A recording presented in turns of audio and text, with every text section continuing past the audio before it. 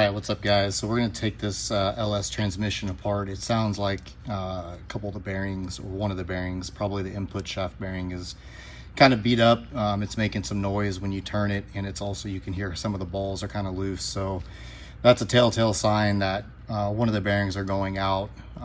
So we're going to take this case off, and in order to do that, you need to take these two the detent pins out, which have a little ball bearings at the end of them with the little springs. You want to take those out so they don't fall inside the transmission. You want to take this piece off right here, which is just like a big nut that goes on here.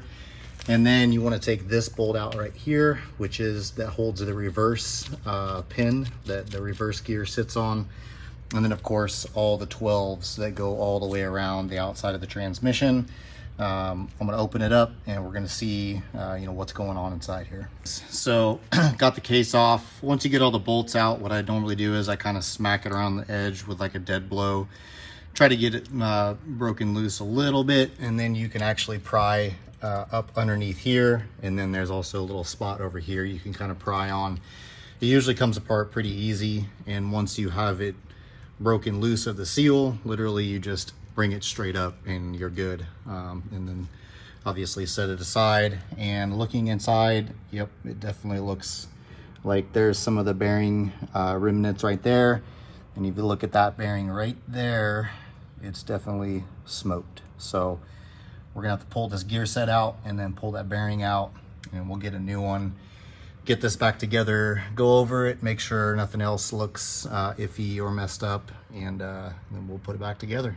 So we got our bearing from Honda, one bearing that we needed, got the case cleaned up, got all the gear set, diff, all the bolts and everything over there, got this housing cleaned up inside and out, looking pretty good. There's only a few things really you gotta put back together, like obviously the gear set, and then put back on the sides. But once I get the gear set and the bearing and all that in there, I'll show you what it looks like and kind of how to look for things to install once you have those pieces in. Gear set's back in, diff is back in, shifter is still back in, reverse gear back in with the holder.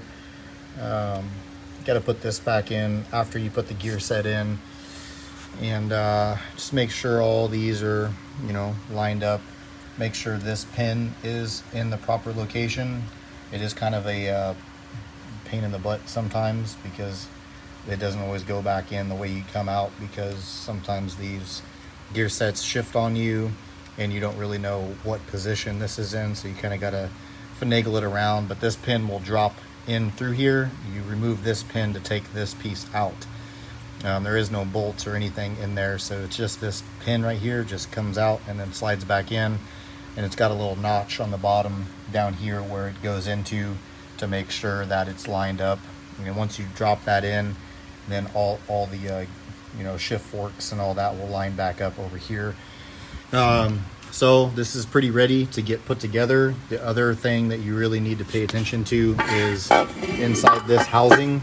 If you look right here, so if you look inside here, there's a little groove on this top main shaft bearing holder.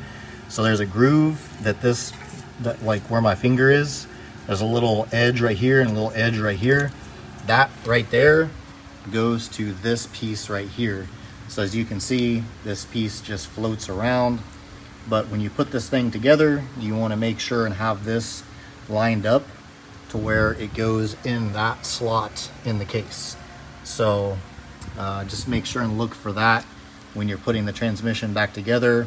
Aside from that piece right there, really the case just slips back on, and then you should be golden.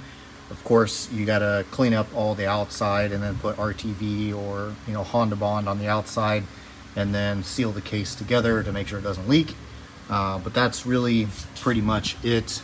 And then I'll get it together and show you what it looks like. All right, transmission is together. So a few things that I would recommend when you're putting it back together is, one, once you get it seated all the way down, wait until you get the bolts in. They go around the diameter of it before you put this bolt back in that holds the reverse pin. It'll make it a little bit easier to get that in.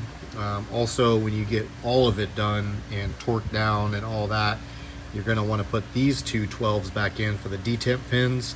I normally flip it over so it lays flat, drop the balls in, and then put the washers on and then screw those in.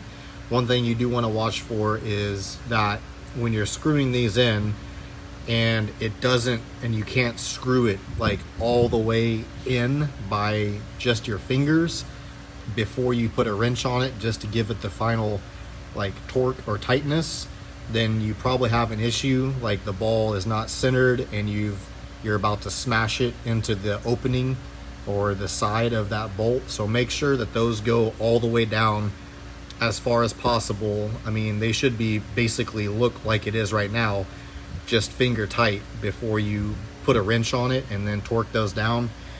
Also under here, the retainer clip, once you get this down, go ahead and spread that retainer clip so that way it sits basically on the diameter of the bearing that's inside there. And then once you get these kind of like torqued down, I normally take this screwdriver like this, put it inside there and just pull up a little bit, and normally it just pops right in.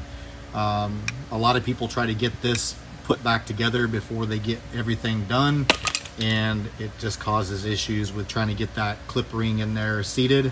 And then of course put this in. What I do for this is I spin it backwards just about a quarter turn to get the threads lined up, because it is kind of a pain in the butt sometimes. So I turn it backwards, I let it seat, and then I just spin it in with my fingers, and then I tighten it down with the ratchet.